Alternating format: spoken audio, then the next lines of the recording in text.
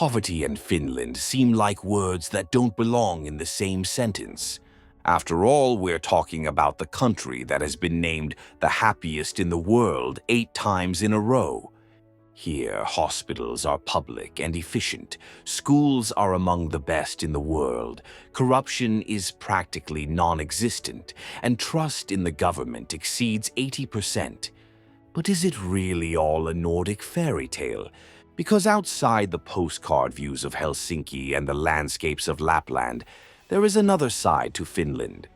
A side where people work hard and still struggle to make ends meet. Where more than 900,000 people live in fear of not being able to pay the next month's bills. Where single mothers, the elderly, and immigrants count coins at the supermarket and pray that the heater won't break in the middle of winter. Today, Bello Mundo will show you what it's like to be poor in the happiest country on the planet. Number 1. Location and geographical data. Before understanding how people struggle in the happiest country in the world, it is worth situating where we are and why this place seems so out of the ordinary. Finland is located in northwestern Europe, between Sweden, Russia, Norway, and the Baltic Sea. It is a small country in terms of population, with just over 5.5 million inhabitants, but immense in terms of nature. More than 70% of the territory is covered by forest, and the number of lakes is even more impressive. There are more than 180,000 scattered throughout the country. Much of the territory is flat, covered by fields, taiga, and virtually uninhabited regions. But what really defines the Finnish landscape is the cold. For much of the year, temperatures are below freezing, days are short, and snow dominates everything. In the north of the country, the sun disappears for more than 50 days in a row in winter. In summer, the opposite happens. The sky never gets dark. It is the famous midnight sun. The capital, Helsinki, is home to most of the population, jobs and services. But just a short distance from the metropolitan area, everything changes. Small villages, isolated towns, and communities nestled in the middle of the forest reveal a country divided between high technology and rural life. Visually, it's all picture perfect. But behind this almost perfect landscape, there is another picture that few people see. Number 2. The official image. On paper, Finland is practically a Scandinavian paradise. It is a world leader in education, with a model that values teachers, avoids excessive testing, and trains students to think critically. The healthcare system is public, free, and works. It is one of the safest countries in Europe, and public transportation covers virtually the entire country with a punctuality that is almost infuriating. Outside, the image is that of a magical land with preserved forests, crystal-clear lakes, northern lights, happy families, and social policies that are the envy of many. And this enchanted picture is backed up by data. Finland has the highest level of institutional trust in the world. Finns trust their government, their institutions, and their neighbors. And this collective feeling that everyone is part of something that works helps explain the happiness rankings. But there is one detail that rarely comes up in this conversation. Not everyone is able to enjoy this model in the same way. Away from the cameras, there is another Finland. People who work part-time because they can't find full-time jobs. Families juggle to make ends meet. Single mothers struggle to provide the basics for their children. It's the kind of poverty that doesn't attract attention. Outsiders think everything is fine. They have a home, food, and schools. But in reality, it's a silent struggle to maintain the essentials. This is the side that no one shows. But we will. Number 3. Poverty in numbers. First of all, we need to understand the following. Poverty in Finland does not look the same as in countries where there is a lack of food, sewage, or a roof over one's head. Here, what is called poverty is what economists define as relative poverty. In other words, it is not someone living in absolute misery, but rather someone who cannot keep up with the average standard of living in society. These are people who live on much less than the rest of the population and therefore face silent exclusion. In practice, the Finnish government considers anyone who earns less than 60% of the country's median income to be poor. This amounts to roughly 1,300 euros per month for someone living alone. It may seem like a lot, but in a country where everything is expensive, from rent to food, this amount barely covers the basics. Poverty, in this case, does not appear on the streets in shacks or slums. It is hidden behind well-built walls, in tiny, poorly heated apartments, in families that depend on social assistance, in young people who have to choose between studying or working to help at home. And there are many people in this situation. Today, almost 1 in 6 Finns lives at risk of poverty. That's more than 900,000 people. And the number is growing. In 2018, about 14% of families said they had difficulty making ends meet. In 2023, that number has already exceeded 17%. Among children, the situation is even more worrying. Almost 18% live in this condition, almost 1 in 5. But what is most striking is that, in most cases, these people work. They are not unemployed. They have a badge, they work regular hours, they take the bus early, and yet they cannot afford the basics. This is what is known as working poverty. It affects those who work but earn so little that they cannot live with dignity. And this is no exception. In Helsinki alone, 1 in 5 workers is employed part-time. This type of contract has grown by more than 50% in the last 13 years. These are jobs in retail, cleaning, restaurants, and general services. They pay little, offer little stability, and in most cases barely exceed 1,500 euros net per month. Many people want to work more, but they can't. There are no jobs. There is no infrastructure. There is no time because of children, health, distance, language, and the result is this: an army of workers living on the edge. They don't lack everything, but they don't have anything to spare either. Every month is a new bill to balance, and a new cut to decide on, because bills don't forgive. Number 4. Cost of living. Living in Finland is not living in luxury, but ensuring the bare minimum. A warm roof over your head, fresh food, and some comfort is expensive. Very expensive. Rent is the first big expense in the budget. A simple 1-bedroom apartment outside the center of Helsinki costs around 800 euros. With condominium fees, heating, electricity, and internet, that bill easily rises to 1,050. Food doesn't help either. A basic grocery shopping trip for one adult costs an average of 350 euros per month. Rice, milk, meat, vegetables, bread, hygiene products. And if you have small children, you have to add special milk, diapers, baby food. Everything adds up in the blink of an eye. Public transportation, 60 euros per month. Internet, another 40.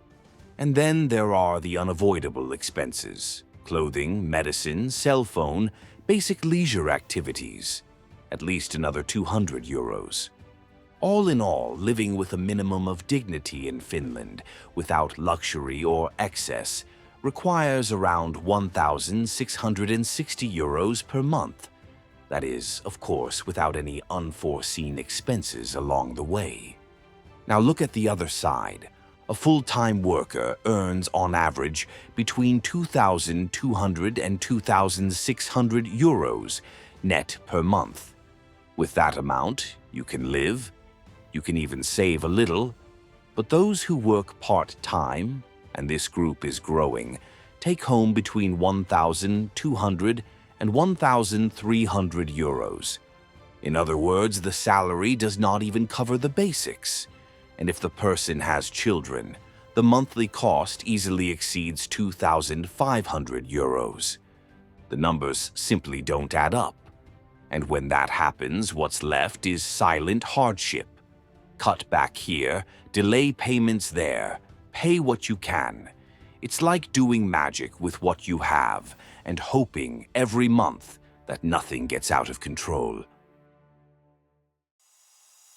Number 5. Who is most affected? Now that the picture is clear, it's worth paying attention to who really feels the weight of this reality. In Finland, the most vulnerable groups are well defined. At the top of the list are single-parent families, mostly mothers raising children alone. Almost a third of these families live in low-income situations. With only one adult paying for everything, the bills rarely get paid. Even with government assistance, what's left is little, very little. The elderly are also included in this statistic, especially those who live alone. Finland is one of the countries with the highest number of people living alone in Europe. There are people over the age of 70 living on the minimum pension, which is less than 700 euros. In winter, with sky-high energy bills, that money simply disappears.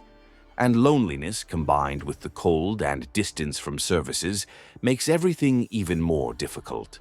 Another group facing enormous barriers are immigrants, especially those who came from outside the European Union. Many do not speak the language, have degrees that are not recognized, and end up stuck in low-paying part-time jobs or cannot find work at all. In some regions, the poverty rate among immigrants exceeds 30%, and even when they do work, discrimination still weighs heavily. Young people also suffer, especially those who try to study far from large urban centers. Those who do not have family support or need to work to pay for rent and food end up dropping out of school. Social mobility is hampered by high rents, inadequate transportation, and an exorbitant cost of living. Behind the modern facade and the functioning country, there is an entire segment of the population living on the edge. And it's not because they're lazy, it's because of a lack of infrastructure. And then comes the inevitable question. With so many people living in such cramped conditions, are there people living on the streets here? Yes, there are. But what Finland did to address this changes everything. But before we continue, if you're enjoying this content, take a moment to like, subscribe to the channel, and comment on where you're watching from. This really helps us to keep bringing you this kind of content that few people show. Number 6. Housing and social shelter. In many countries, poverty and homelessness are almost synonymous. But in Finland, the story is different. Even with almost 1 million people at risk of poverty, as we saw earlier, the number of people living on the streets is surprisingly low. Today, there are just over 4,000 homeless people in the entire country. This represents less than 1% of the population. And most impressive of all, this number has been falling year after year. At the end of the 80s, the reality was very different. In 1989, the country had more than 16,000 people without adequate housing. In just over 30 years, Finland has managed to reduce this number by 75%. And the secret has a name: Housing First, or in Spanish, Vivienda Primero. The logic is simple, but it has become a benchmark around the world. Instead of requiring people to solve all their problems before getting a home, the system turns everything upside down. First, it offers real housing, with a key, a contract, and a permanent address. Then comes the support: healthcare, rehabilitation, social assistance, and training.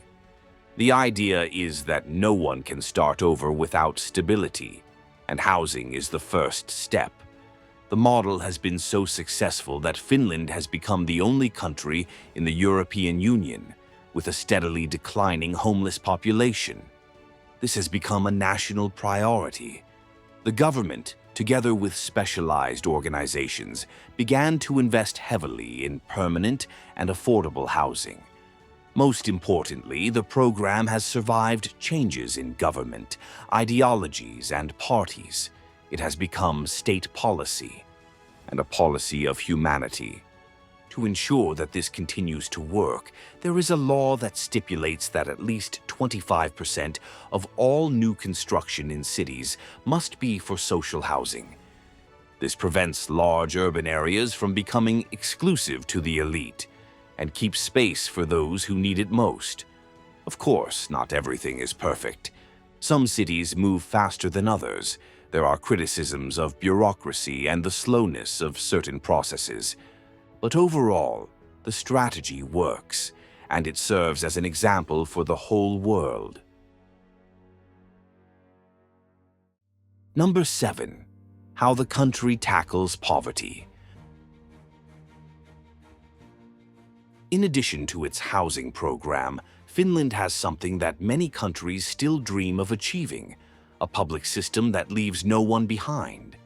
Even those who have lost their jobs, those who earn low wages, or those who need help raising their children can find some kind of support.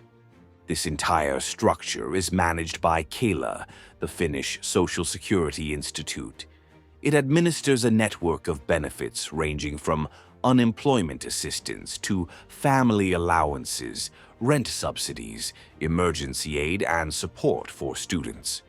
Those who live alone and have no income can receive up to 590 euros per month, in addition to supplements for housing, food, and even medicine.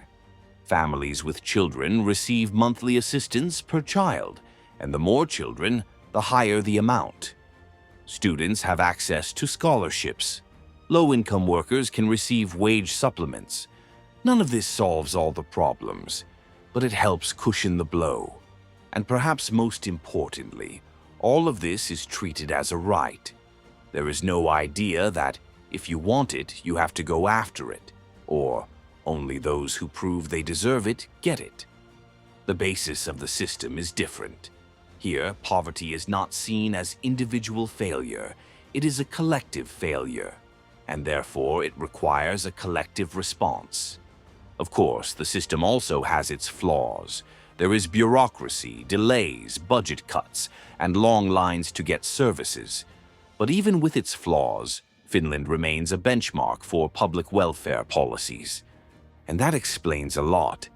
Even with so many people living on the edge, the country remains at the top of the happiness rankings, because here, even those at the bottom know they won't be left behind. After everything we've seen, it's easier to understand why Finland still tops the rankings of the happiest countries in the world. Yes, there is poverty, there is inequality, there are people struggling. But what sets Finland apart is how it addresses these problems. Here, happiness does not come from luxury. It comes from security. It does not come from having a lot, but from knowing that you will not lose everything. The average Finn knows that if they lose their job, they have support. If they get sick, they will be taken care of. If their child needs school, they will study in a decent place without having to pay for it. Here, being poor does not mean sleeping on the street or living in misery. It means living with a guaranteed minimum, even when life gets tough. And it is this kind of policy that explains why, for 8 years in a row, Finland has been called the happiest country in the world, because in the end, happiness is not about having everything. It's about not being afraid of losing what little you have. And so we end another journey, this time inside Finland that no one usually shows. And now we want to hear from you. What surprised you most on this journey? Comment below. We want to know your opinion. And of course, if you liked the video, leave a like, subscribe to the channel, and turn on the bell. Because here at Bello Mundo, we don't just show you what shines. See you at the next destination.